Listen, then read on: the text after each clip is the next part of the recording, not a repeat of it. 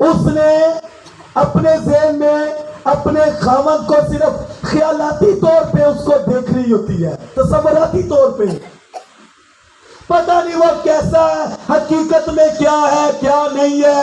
اور شادی کے سے پہلے وہ تصوراتی طور پہ اس کو دیکھ رہی ہوتی ہے، نہیں نہیں میرا خاوند بہت اچھا ہے۔ اے بھائی انٹرویو دے وچ جدوں بیان ہے نا، میرا خاوند بہت اچھا ہے، روحانی ہے، دعا کرنے والا ہے، یہ ہوتا ہے تصوراتی، یعنی وہ اپنے تصورات کے ساتھ انڈائریکٹ وہ اپنے خیالات کے ساتھ شادی کر رہی ہوتی ہے۔ اور دوسری جو شادی ہے وہ کیا کہ شادی کے بعد جب خاوند مل جاتا ہے تو پھر اس کو سمجھ آتی ہے کہ شادی جو ہے میں نے کس کے ساتھ کی ہے، یہ بندہ کیسا ہے، یہ حقیقی طور پہ کیسا شخص ہے۔ اور تیسری بات کہ بعد میں وہ کیا بن جاتا ہے، اصل وہ زندگی ہے۔ اور میں چند ایک اور باتیں بھی بتانا چاہتا ہوں۔ شادی کے بعد نا 4 مراحل سے لوگوں کو گزرنا پڑتا ہے، شادی شدہ جوڑے کو 4 مراحل سے۔ پہلا جو مرحلہ ہے وہ چارمنگ کا ہے، چارمنگ یعنی یوں کہہ لیں جو پہلا سال ہے وہ چارمنگ کا ہے، یعنی بیوی جو ہے وہ خاوند سے بہت پیار کرتی ہے، خاوند اپنی بیوی سے بہت پیار کرتا ہے، اور یوں وہ اپنی زندگی کو ہنسی خوشی سے گزار رہے ہوتے ہیں۔ چارمنگ کا سال، پہلا سال چارمنگ کا سال، چارمنگ ایئر، اور وہ ایک دوسرے سے محبت کرتے ہیں اور وہ ایک دوسرے سے پیار کرتے ہیں۔ اور جو شادی کے بعد دوسرا مرحلہ ہے وہ ہے کانفلکٹ کا۔ کانفلکٹ کہتے ہیں جھگڑا، لڑائی، تنازع، بس اگلے سال کام سٹارٹ، شروع ہو جاتا ہے کام۔ اور میں خاص طور پہ یہ بتانا چاہتا ہوں کہ بہت ساری جو بیٹیاں ہیں شادی کے تقریباً کوئی 5، 6، 7 سال تک ان کا دھیان ماں باپ کے گھر بھی رہتا ہے۔ جب بھی خاوند لڑے فوراً فون کر دیا اپنے ڈیڈی کو یا اپنی ماما کو، اور کئی ماما اور کئی ڈیڈی بھی ایسے ہوتے ہیں اور اپنی بیٹی کو سمجھاتے ہیں جب بھی لڑے گا فوراً بھاگ آنا، جب بھی لڑے گا سب کچھ چھوڑ کے نکل آنا، جب بھی لڑائی کرے گا تو آپ ہمیں بتانا، پھر ہم اس کو ذرا سر میں کریں گے۔ یہ غلط تعلیم ہے، یہ آپ اپنی بیٹی کو بگاڑ رہے ہیں، یہ آپ اپنی بیٹی کو غلط سمجھا رہے ہیں۔ کسی کی بات ہے اس نے ایسے کیا، اس لڑکی نے اپنے باپ کو فون کیا کہ ڈیڈی یہ مجھے بہت تنگ کرتا ہے، یہ مجھے بہت مارتا ہے، لیکن کیا اس کے گھر والوں نے بولا، میرا خیال ہے اس کی ماما نے بولا کہ بیٹا آپ جلدی کرو گھر آ جاؤ، یا پھر آپ اس کو چھوڑ دو، آپ اس سے طلاق لے لو، ابھی شادی سٹارٹ ہوئی ہے، فوراً اس کا یہ حال ہے، آگے جا کے کیا ہو جائے گا، جب بچے ہو جائیں گے پھر کیا ہوگا۔ کئی مائیں بھی ایسا سمجھاتی ہے، پھر کیا ہوگا، نہیں اس کو چھوڑ دو، ختم کرو۔ یہ کسی کی سٹوری ہے کیا، جب اس نے یہ بات اس کے باپ تک پہنچی تو باپ نے بولا نہیں بیٹی تو ادھر ہی رہے گی۔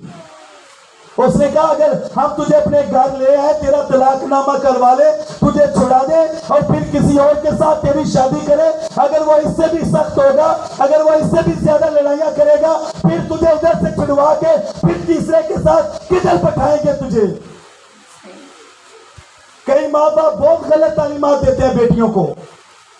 اپنی بیٹی کو بتائیں وہی آپ کا گھر ہے، وہی تیرا خاوند ہے، اب تمہیں ادھر ہی رہنا ہے۔ آپ بیٹے کو سمجھائیں، اس کے شوہر کو سمجھائیں، اپنی بیٹی کو سمجھائیں۔ بائبل مقدس کے مطابق کلام میں لکھا، یسوع نے کہا حرام کاری کے سوا کوئی طلاق کا مسیحیت میں کوئی تصور، کوئی کنسپٹ نہیں ہے۔ मां سوائے حرام کاری کے. آپ کو پتہ ہے جب نکاح ہوتا ہے کیا ہوتا ہے؟ شادی کی باتیں سٹارٹ ہو گئی. جب نکاح ہوتا ہے خامد بھی بائبل پہ ہاتھ رکھتا ہے اور بیوی بھی بائبل پہ ہاتھ رکھتی ہے. یہ بائبل پہ ہاتھ رکھنا یہ کوئی آسان بات ہے؟ اور جب پاسٹر صاحب کہتے ہیں کہ یہ تجھے منظور ہے، اس وقت بڑے شور سے کہتے ہیں جی منظور ہے. جب پوچھے نا کہ کیا اس کے دکھ سکھ میں شریک رہو گے، وہ بولتا ہے جی میں اس کے دکھ سکھ میں شریک. مجھے اپنی شادی یاد آ گئی ہے. نکاح کے ٹائم میں، کیونکہ شادی کے دنوں میں اکثر تھکاوٹ بھی ہوتی ہے، بندہ تھکا ہوتا ہے. نکاح کے ٹائم اور پاسٹر صاحب نے جب تک آنا تھا تو مجھے تو فل نیند آئی ہوئی تھی اور میں سو رہا تھا. انہوں نے مجھے ہلایا، پاسٹر صاحب آ گیا، نکاح سٹارٹ ہونے لگا. بائبل پہ ہاتھ رکھ کے اور یہ ہاں کر دینا یہ کوئی آسان بات ہے؟ سنیں بائبل کی تعلیم کیا ہے.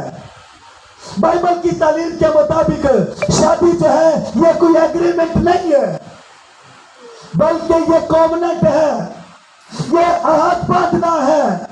اور بائبل مقدس عہد کے بارے میں کیا تعلیم دیتی ہے؟ خدا نے جب ابراہیم کے ساتھ عہد باندھا، یا پھر خدا نے عہد باندھنے کا جو طریقہ بتایا، یا پھر اس زمانے میں جو عہد باندھا جاتا تھا، آج کی شادیاں بھی اسی بیس پر عہد باندھا جاتا ہے. اور وہ عہد کیا ہوتا تھا؟ جب ایک پارٹی دوسری پارٹی کے ساتھ عہد باندھتی، یا خامد جو ہے وہ بیوی کے ساتھ عہد میں بندھ جاتا ہے، یا بیوی اپنے شوہر کے ساتھ عہد میں بندھتی، تو سنیں یہ عہد کیسے باندھا جاتا تھا؟ حضور بائبل کسی ایک جانور کو یا پھر زیادہ جانوروں کو لیا جاتا اور ذبح کرنے کے بعد ان کو سینٹر سے کاٹ دیا جاتا تھا. سینٹر سے کاٹ کے آدھے ٹکڑے ادھر اور اس جانور کے آدھے ٹکڑے ادھر رکھے جاتے تھے، اور دونوں پارٹیز یا دونوں میاں بیوی یا پھر دونوں فریقین جو ایک دوسرے کے ساتھ اس عہد میں بندھتے، ان دونوں کو جانور کے آدھے ٹکڑے ادھر ذبح کرنے کے بعد سینٹر سے کاٹ کے آدھے ٹکڑے ادھر اور آدھے ادھر، اور ان کو سینٹر سے دونوں پارٹیز کو گزارا جاتا تھا. اور ساتھ ساتھ کہا جاتا تھا کہ اونچی آواز میں بولیں. اور بولنا کیا تھا کہ اگر ہم دونوں میں سے اگر کوئی بھی اس عہد کو توڑے گا، اس عہد کو توڑنے کی کوشش کرے گا، تو ہمارے ان جانوروں کی طرح ٹکڑے ٹکڑے کر دیے جائیں. Marriage is not agreement, it's not a just agreement. یہ کوئی ایگریمنٹ نہیں ہے. شادی جو ہے یہ کووننٹ ہے، یہ عہد ہے. اور پھر ایسا پکا عہد، پھر ایسا مضبوط وعدہ جو خدا کے کلام پر ہاتھ رکھ کے کیا جائے. اور پھر اگر بیوی کہے کہ میری طلاق کروا دو، پھر اگر خاوند کہے میں طلاق لینا چاہتا ہوں، کلام میں لکھا ہے حرام کاری کے سوا کوئی طلاق نامے کی اجازت ہماری قوم میں نہیں ہے. میں آپ کو بتانا چاہتا ہوں ہمارے خاندانوں میں بہت زیادہ پریشانیاں ہیں، پریشانیوں کا سبب بنے ہوئے ہیں. ہم بہت زیادہ مسائل کا شکار ہیں. سنیں بہت ساری بیویاں اپنے خاوند کے ساتھ وفادار نہیں ہیں. غور سے سن لیں. خاوند بیچارہ ڈیوٹی پہ جاتا ہے، سارا دن باہر رہتا ہے، جب گھر آ جاتا ہے تو پھر وہ تھوڑی بہت نظر گھر پہ ڈالتا ہے یا کئی قسم کی ضروریات. کبھی آپ باپ کے بارے میں جانیں اور سنیں تو آپ رونا شروع کر دیں گے کہ ہمارے جو باپ ہیں وہ خود بھوکے رہتے ہیں پر وہ اپنے بچوں کو کھلاتے ہیں. وہ خود پرانے کپڑے پہن سکتے ہیں لیکن وہ اپنے بچوں کے لیے نئے کپڑوں کا انتظام کرتے ہیں. خاوند بیچارہ محنتیں کرتا ہے، مزدوریاں کرتا ہے. اور ہو سکتا ہے کئی خاوند ایسے ہوں وہ بولے میں نے اپنی بیوی سے کہے میں آپ کو ڈیوٹی نہیں کرنے دوں گا, آپ میری اچھی بیوی ہیں, میں محنتیں کروں گا, میں رات کو بھی ڈیوٹیاں کر سکتا ہوں, میں ڈے ٹائم میں بھی کر سکتا ہوں, لیکن میں آپ کو محنت کرنے نہیں دوں گا, آپ گھر سنبھالو, آپ بچے سنبھالو. خاوند اتنا پیار کرنے والا, لیکن کئی بیویاں اپنے خاوندوں کے ساتھ وہ فیئر نہیں ہے, وفادار نہیں ہے. یہی وجہ ہمارے گھرانوں میں جو گڑبڑ ہوتی ہے, یہی وجہ ہے. اپنے خاوند سے چوری کئی قسم کے معاملات کرنا شروع کر دیتی ہے, اور بہت ساری باتوں کا خاوندوں کو پتہ ہی نہیں ہوتا. یہاں تک کہ کئی بیویاں اپنے خاوند سے چوری قرض بھی لے لیتی ہیں. مجھے پتا ہے ہمارا کام ہی یہی ہے, خادم ہے, ہر خاندان میں جانا ہمارا کام ہے. ہم ہر طرح کے خاندانوں سے ملتے ہیں, ہر طرح کی بہنوں سے, بیٹیوں سے ملتے ہیں, ہر طرح کے بھائیوں سے. جب قرضہ بہت چڑھ جاتا ہے پھر وہ مجبور ہوتی ہے, وہ بھی کہتی ہے خاوند کو بتانا نہیں چاہتی, اور محلے والے بتا دیتے ہیں. جب شور مچ جاتا ہے نا, نکالے پیسے, دے پیسے, پھر بیویاں مجبور ہو جاتی ہیں. اور کئی بیویاں ایسی بھی ہیں, یہ جو میں بات کرنے لگا رول کچھ مجھے کروا رہا ہے, آپ کو ضرورت ہوگی, یہاں پر کوئی ایسا بیٹھا ہوگا. کئی بیویاں ایسی ہیں قرضہ لے کے خاوند سے چوری اپنے ماں باپ کو یا اپنے بہن بھائیوں کو یا پھر اپنے کسی بہن بھائیوں کے یا ماں باپ کے رشتے داروں میں سے وہاں پہ ضرورتیں پوری کرتی رہتی ہیں, اور بعد میں خاوند بیچارہ وہ ساری عمر وہ پیسے ہی اتارتا رہتا ہے.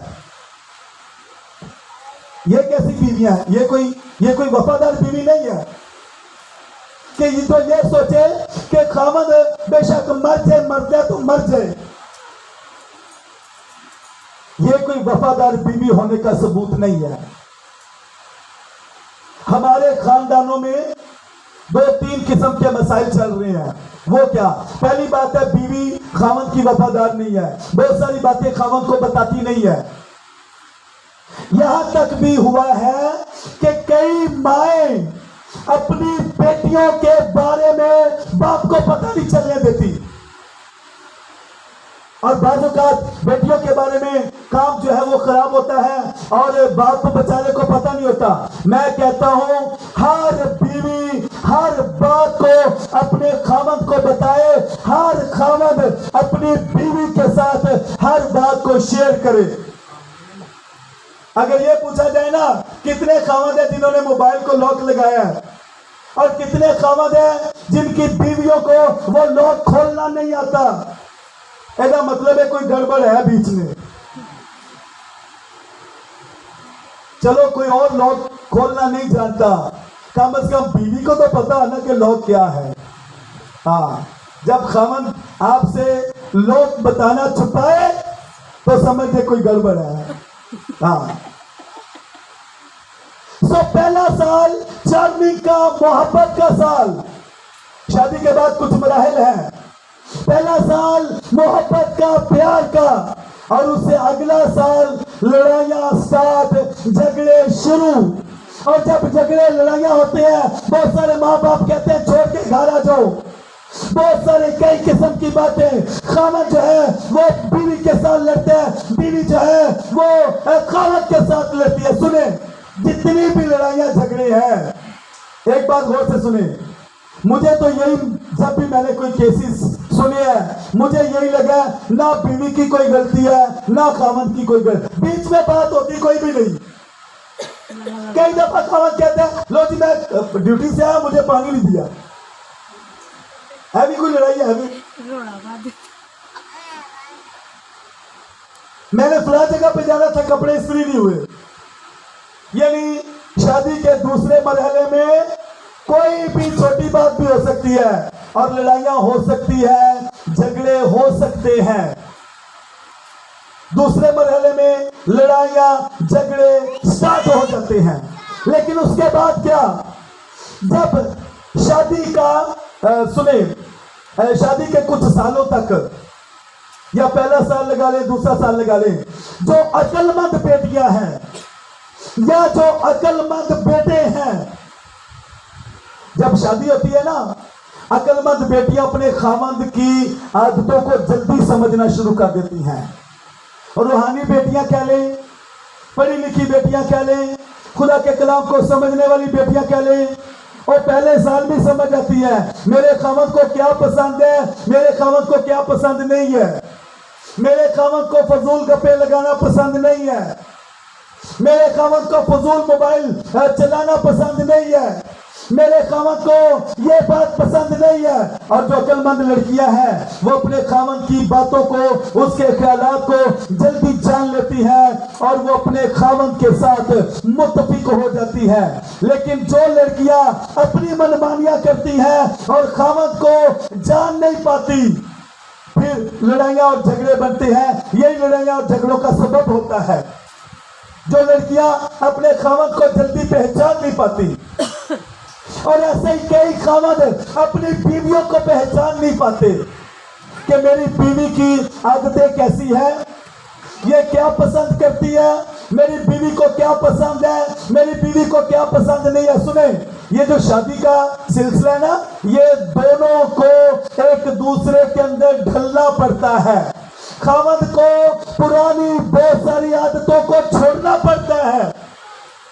یہ نہ سمجھے کہ شادی ہو گئی ہے، خاوند وہی پرانی عادتیں لے کے رات کو 2 بجے تک باہر ہی رہنا، بیوی بیچاری انتظار کرتی رہے، ابھی آ رہا ہے، ابھی آ رہا ہے، ابھی آ رہا ہے، اور پتہ چلے کہ وہ پوری رات ہی باہر ہی رہا ہے. کئی دفعہ جب شادی کرتے ہیں نا تو میرے پاس پورے نوٹس بھی بنے ہوئے ہیں کہ بیٹیوں کا رشتہ کرنے سے پہلے کن باتوں کا خیال رکھنا چاہیے. بیٹیوں کی شادیاں کرنے سے پہلے کن باتوں کا خیال رکھنا چاہیے. پہلی بات ہے کہ آپ دعا کریں. پہلی بات کہ آپ شادی صرف اپنی مسیحی قوم میں کریں. ابراہیم نے الیعزر سے کہا میرے ساتھ قسم کھا، شادی میرے بیٹے کا رشتہ صرف اور صرف میرے اپنوں میں کرنا. اور دوسری بات کیا کہ رشتے کے لیے دعا کرنا شروع کریں. الیعزر گیا اور اس گاؤں میں جب پہنچا تو وہ اس کنویں کے قریب پہنچا تو وہاں پہ جھک گیا اور اس نے دعا کی، رشتہ خداوند تیری مرضی کا ہونا چاہیے. پاسٹر سے دعا کروائیں، خود دعا کریں، خدا سے کوئی خواب مانگیں. رشتہ خدا کی مرضی سے کریں، خدا سے پوچھ کے کریں. اور اس کے بعد آپ روحانی لڑکا دیکھیں. روحانی بیٹا نجات یافتہ ہونا چاہیے. کسی کی بات ہے، یہ کسی نے ایسی بات بتائی، انہوں نے بولا کہ بیٹے کے بارے میں ان کے گھر گئے تو کہتے ہیں ہمیں بتائیں، اس کی کوئی خصوصیات بتائیں، یہ بچہ کیسا ہے. کہتے ہیں بچہ تو بہت اچھا ہے، پر جب روٹی کھاتا ہے نا تو بس ساتھ پیاز ضرور کھاتے ہیں. انہوں نے بولا چلو خیر ہے، پیاز کی کون سی بڑی بات ہے. انہوں نے کہا پیاز وہ تو کھاتا ہے جدوں ساتھ شراب بھی پیتا ہے. تو انہوں نے کہا شراب تب پیتا ہے جب سارے گھر والوں کے ساتھ لڑائیاں کرتا ہے. تو جو رشتہ دیکھنے گئے تھے انہوں نے کہا اٹھو پھر چلیں ہم. یہ کیسا لڑکا ہے. ہمارے گھر میں نا میرے چھوٹے بھائی کی شادی کرنی تھی، ابھی تو شادی ہوگی ہے، خدا نے ایک بیٹا بھی دیا ہے. ایک رشتہ لے کے کوئی ہمارے گھر آ گیا، 2 بندے آگے، میں نے آفس میں بٹھایا، بیٹھا میں بھی ساتھ. کہتے ہیں پاسٹر صاحب پتہ چلا ہے کہ آپ نے اپنے بھائی کی ان کے لیے کوئی اچھا رشتہ جو ہے وہ ڈھونڈ رہے ہیں یا تلاش کر رہے ہیں. تو ہماری نا ایک بیٹی ہے، بڑی دعا کرتی ہے، تو آپ ہم چاہتے ہیں کہ آپ رشتہ ہم سے لے لیں. تو بیٹی بھی دعا کرنے والی ہے، خود ہی باتیں کری جائے، میں خاموشی سے سن رہا ہوں. تو مجھے باتوں کے بیچ میں کہتے ہیں کہ جو لڑکی کا باپ ہے نا وہ بھی بڑا شریف ہے. اور انہوں نے مجھے بتایا، کہتے ہیں اتنا شریف ہے کہ شراب پی بھی ہو تو پتہ نہیں چلتا کہ شراب پیتی ہے. چرچ میں آفس میں بیٹھ کے مجھے ایسے ہی بتا رہا ہے. میں نے سوچا کہ بھائی پلیز آپ جائیں، ہمیں ایسے رشتے نہیں چاہیے. تو دعا کرنا اور خدا کی مرضی سے رشتوں کو مانگنا یہ عام ہے. اور بہت ساری بیٹیاں وہ خامند کی اس کے پسند کو ناپسند کو جان جاتی ہیں. اور کئی شوہر بھی اپنی بیویوں کے بارے میں اچھے طریقے سے جان جاتے ہیں. کئی خاندانوں میں نے سنا ہے آدھی عمر بھی گزر جاتی ہے تو کئی بیویاں پھر بھی کہتی ہیں پاسٹر جی ایسا تو مینوں آج تک پتہ ہی نہیں لگا ہے. آدھی عمر گزر گیا پھر بھی نہیں پتہ چلا ابھی تک. تو دوسرا مرحلہ وہ لڑائیاں اور جھگڑے. لڑائیاں جھگڑے کب ہوتے ہیں؟ جب بیویاں اپنے خاوند کے بارے میں جان نہیں پاتی کہ میرے خاوند کو کیا پسند ہے کیا پسند نہیں ہے. جو کچھ خاوند کو پسند نہیں ہے آپ وہ سارا چھوڑ دیں. دوسرا مرحلہ کانفلکٹ کا، لڑائیاں جھگڑے تنازع. اور پھر جو تیسرا مرحلہ ہے وہ ہے ایک دوسرے کے ساتھ نبھانے کا، جس کو کہتے ہیں کہ بیٹا ان گزارا اتھی کرنا ہے. شادی کے بعد نا پہلے سال میں ہم بہت پیار کرتے ہیں ایک دوسرے سے، پھر اگلے سال میں لڑائیاں جھگڑے بھی آ جاتے ہیں. اس کے بعد ہم ایک تیسری سٹیج پہ چلے جاتے ہیں. پھر بیوی کو پتا چلتا ہے بس ہوں جیڑا ہی ہے جس طرح کا بھی ہے ایتھے ہی رہنا، ہوں کالا ہے گورا ہے چٹا ہے جو بھی ہے یہ ہوں ایتھے ہی زندگی گزارنی ہے. کام کرتا ہے نہیں کرتا جو بھی ہے پھر ادھر ہی، پھر گزارے والی بات پھر جیسا بھی ہے. لیکن کئی میاں بیوی ایسے ہیں وہ بڑی اچھی زندگی بسر کر رہے ہیں. اس کی وجہ کیا ہے؟ خاوند بھی دعا کرنے والا ہے، بیوی بھی دعا کرنے والی ہے. ہاللیلویا. کاش کے دونوں میاں بیوی اکٹھے بیٹھ کے دعا کریں. کاش کے دونوں میاں بیوی اپنے بچوں کو لے کے مل کر پرستش کرنے والے ہوں، مل کر گیت گانے والے ہوں، مل کر پرستش کرنے والے ہوں، مل کر دعا کرنے والے ہوں، مل کر بائبل مقدس کو پڑھنے والے ہوں. کاش کے کوئی خاوند اپنے بچوں کو اپنی بیوی کو کلام سنانے والا ہو. کاش کے کوئی بیوی اپنے بچوں کو اپنے خاوند کو کلام سنانے والی ہو. میں کہتا ہوں اگر روحانی میاں بیوی ہے تو ان کو کوئی کمی نہیں ہے. وہ آج بھی سرفراز ہے، وہ کل بھی سرفراز ہے اور وہ ہمیشہ سرفراز رہیں گے. ہاللیلویا.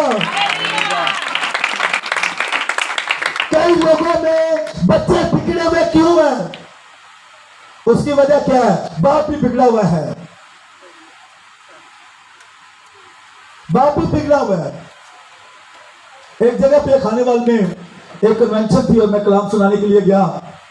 ایک بہن آگئی کہتی ہے پاسٹر جی دعا کریں، یہ بچہ جو ہے وہ اس کی عادتیں جو ہے نا بہت بگڑی ہوئی ہیں. تو میں نے ان سے پوچھا، میں نے کہا پہلے چیک کرنے پڑے گا کہ اس کا باپ بھی بگڑی ہوئی عادتوں والا یا صحیح ہے. تو اس نے بتایا کہ اس کی بھی عادتیں بگڑی ہوئی ہیں. میں نے بہت ساری بیٹیوں کو بہنوں کو روتے ہوئے دیکھا ہے کہ خاوند جو ہے وہ سنجیدہ نہیں ہے اپنے گھرانے کے ساتھ، اپنے کاروبار میں سنجیدہ نہیں ہے. بہت سارے خاوند حضرات جو نشہ کرتے ہیں یہ بدروئے ہیں جنہوں نے ان کو نشے پہ لگایا ہوا ہے. یہ بدروا ہوتی ہیں جو اس شخص کو تباہ کرنا چاہتی ہیں.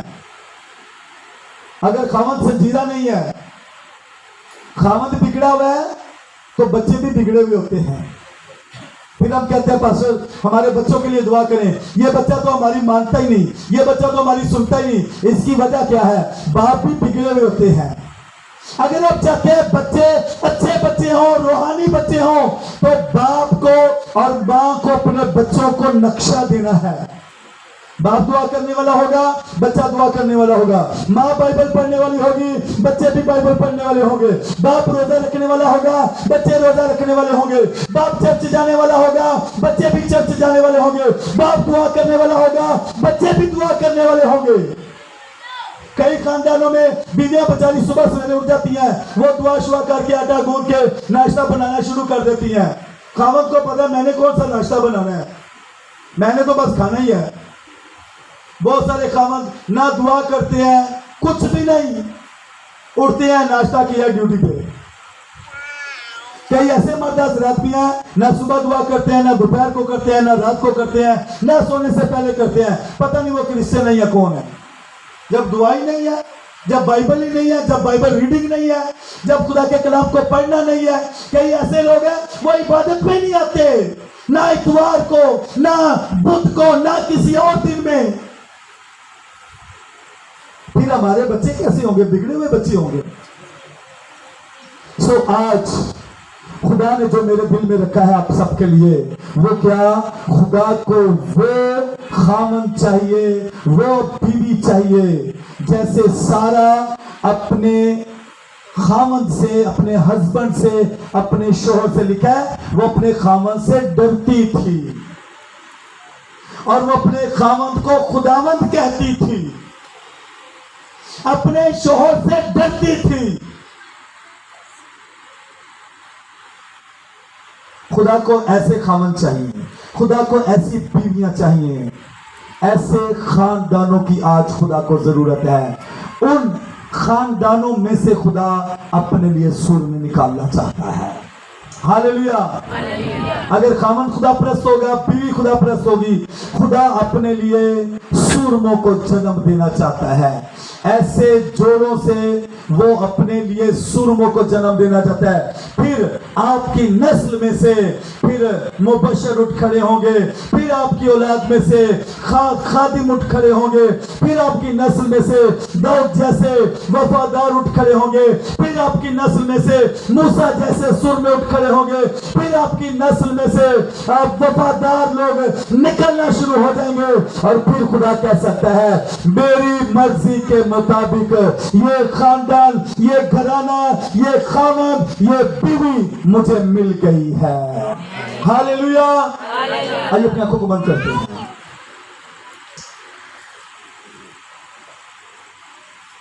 جیسے میں تجھے کہوں گا تو ویسا کر، اور میں تجھے ایک بڑی قوم بناؤں گا، تجھے برکت دوں گا، تیرا نام سرفراز کروں گا، سو تو ویسے برکت ہوگا۔ جو چاہتے ہیں کہ آپ کے ذریعہ سے دوسرے لوگ بھی برکت پائیں، جو یہ چاہتے ہیں ان کے گھرانے، ان کی نسلیں، ان کے بچے باعث برکت ہوں، تو وہ آج اپنے آپ کو خدا کے سامنے پیش کر دیں۔ ایسے تمام خاوند جو اپنی بیوی کے ساتھ لڑائی کرتے ہیں، وہ آج اپنی ان نالائق حرکتوں سے توبہ کرنا شروع کریں۔ وہ تمام بیویاں جو اپنے خاوند کے ساتھ سنجیدہ نہیں ہیں، اگر کوئی بیوی مسلسل ایسے چلتی رہے گی کہ سنجیدہ نہیں، تو کوئی وقت ایسے آ جائے گا کہ آپ ناکام ہو جائیں گی، آپ فیل ہو جائیں گی، اور آپ خدا سے بہت دور نکل جائیں گی۔ یہ ابلیس کا منصوبہ ہے کہ وہ آپ کی زندگی کو تباہ کر دے۔ ہر بیوی آج اقرار کرے، خداوند میں وعدہ کرتی ہوں کہ میں اپنے شوہر کی وفادار ہوں گی۔ خدا میں نے تیری بائبل مقدس پر ہاتھ رکھ کر جو وعدہ کیا ہے، میں اس وعدے میں قائم رہنے والی بیوی بن جاؤں۔ آئے سب کھڑے ہوتے ہیں، دعا کرنا شروع کرتے ہیں۔ جو اپنے بچوں کے لیے برکت چاہتے ہیں وہ بھی کھڑے ہو جائیں، خاوند بھی کھڑے ہو جائیں۔ آیا جو رو رو کے خدا کے سامنے اقرار کریں، خدا میں چاہتا تو ہوں کہ میرا گھرانہ، خدا میں چاہتا تو ہوں کہ میرا گھرانہ نجات یافتہ گھرانہ ہو، خدا میں چاہتا تو ہوں کہ میرے بچے سرفراز بچے ہوں، لیکن خداوند میں آج جان گیا ہوں کہ میری اپنی غلطیاں ہیں، میری اپنی عادتیں صحیح نہیں ہیں۔ آیا آج توبہ کریں۔ ہر بیوی اگر غلط ہے تو اپنے خدا کے سامنے توبہ کرنا شروع کرے۔ ہر خاوند ہاللیلویا رضا بکا منتوریو۔ میں چاہتا ہوں پاسٹر عامر ذرا 5-10 منٹ کے لیے دعا کو لیڈ کریں گے۔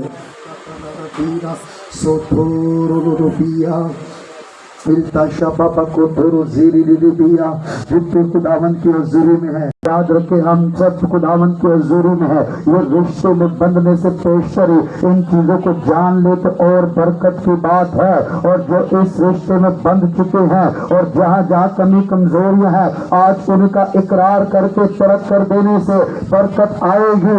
ابلیس کے منصوبے فیل ہوں گے، وہ گرانے آزاد ہوں گے، ازدواج میں خوشی آئے گی، ٹوٹے ہوئے رشتے، بکھرے ہوئے رشتے تعمیر ہونا شروع ہو جائیں گے، قائم ہونا شروع ہو جائیں گے۔ झगड़े यीशु के नाम से खत्म होना शुरू हो जाएंगे और दिल बदलना शुरू हो जाएंगे और आप वो होंगे जो दूसरों को बनाने वाले होंगे, तामीर करने वाले होंगे। जो काम खुदा आपकी जिंदगी में करता है आप उसी को अपने होठों से दूसरों के लिए बरकत के तौर पर जारी करने वाले होंगे।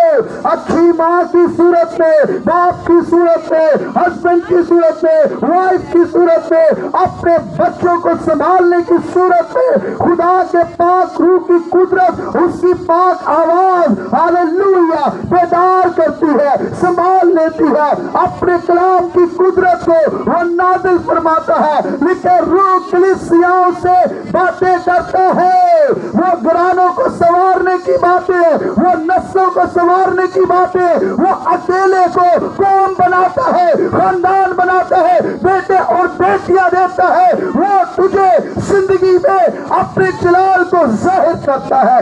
आए लिखा है वफादार आदमी किसको मिला है, इसकी कीमत तो मुर्जान से ज्यादा है। वफादार बीवी की कीमत बहुत ज्यादा है, ये अनमोल है। वफादार शोहर अनमोल है। आए खुदावंद के हजूरी में वफादार बीवी शोहर मांगे और जिनके पास है वो खुदा का शुक्र करे और खुदावंद यीशु मसीह के नाम से जहाँ पर कमियां हैं, कमजोरियां हैं, इब्लीस कहीं मकारी से छुप कर बैठा हुआ है, तो झगड़ों की सूरत में, नशों की सूरत में, ना इत्तेफाकी की सूरत में, एक दूसरे को ना समझने की सूरत में बिगाड़ पैदा कर रहा है, तो आज यीशु के नाम से अपनी जिंदगियों को संवार ले, यीशु के नाम से अपनी जिंदगियों को बचा ले, यीशु के नाम से बरकत वाले घराने बन जाए, यीशु के नाम से इब्लीस के चलते हुए तीरों को बुझा दे।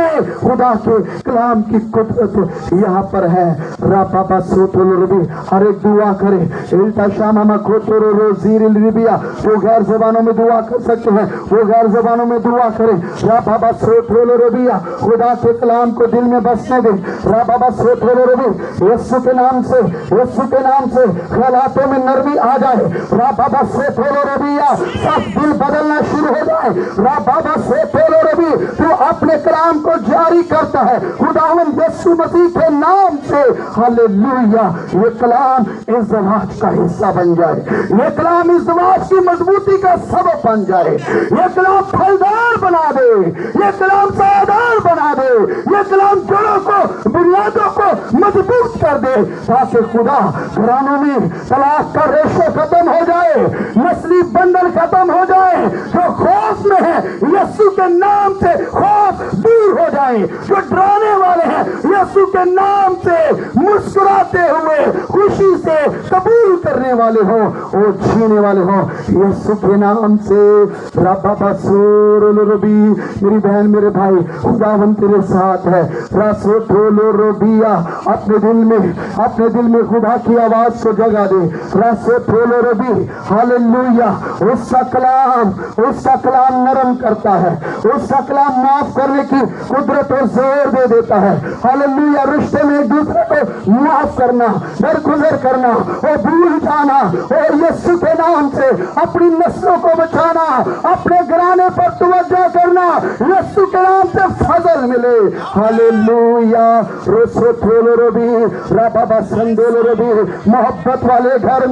मोहब्बत वाले घर में थोड़ा सा साग पात भी पले हुए और दावत वाले घर में पले हुए बैल से बेहतर है। अगर कोई गरीब है और कम आमदनी है, मुश्किलात है, लेकिन तेरी मोहब्बत, तेरे खाने की मजबूती है, तेरी बरकत की सबब है, तेरे लिए आसमान खुलता जाएगा, तेरा थोड़ा भी बढ़ता जाएगा। और रब्बा संदोल रबी, खुदा तेरे बेटे यीशु के नाम से या जितनी जिंदगियां हैं तेरी बरकत चाहते हैं, इस बात पर बरकत चाहते हैं। जो जिंदगियां खुदा इस पाक बंधन में जुड़ने वाली है, बंधने वाली है, मुस्तकबिल में बंधे तो तेरे खौफ में, तेरी पाकीज़गी में, खुदावंद तेरे जलाल के लिए हालेलुया तेरी बरकत ठहर जाए। और जहां पर खुदा इब्लीस ने कोई खुदा चलते हुए तीर बिछाए हुए हैं, जाल बिछाए हुए हैं, यीशु के नाम से दूर हो जाए, यीशु के नाम से दूर हो जाए। खुदा तेरा शुक्र हो राबा सिंह रबी, यीशु के नाम से हर एक जिंदगी पर तेरी बरकत चाहते हैं। हम यकीन करते हैं कि तेरा कलाम कभी बेतासी वापस नहीं लौटता, ये तेरी मर्जी को पूरा करता है। हालेलुया ये संवारता है, ये खूबसूरत करता है, ये फलदार बनाता है। हालेलुया यीशु के नाम से, यीशु के नाम से बरकत आती है। हालेलुया इब्बाना सोरल रबी लिखा जिस तरह मसीह ने कलीसिया से मोहब्बत की, शोहरों अपनी बीवियों से वैसे ही मोहब्बत करो, बीवियों अपने शोहरों से वैसे ही बेलोस मोहब्बत करो। ये जानकर तुम्हें खुदा ने जोड़ा है, तुम्हें कोई जुदा ना कर सके, कोई तुम्हें तोड़ ना सके। खुदा के रूह की कुदरत से तुम जुड़े हो, जुड़े रहो और बरकत वाले बनो। इस इलाके के लिए, खानदानों के लिए, इस कलीसिया के लिए, मसीह के आने के लिए और अक़वाम में खुदा तुम्हें संभाल के रखे, तुम्हारी नस्लें महफूज रहे। रासन बोलो रबी मैं यीशु के जिंदा नाम से बरकत देता हूँ।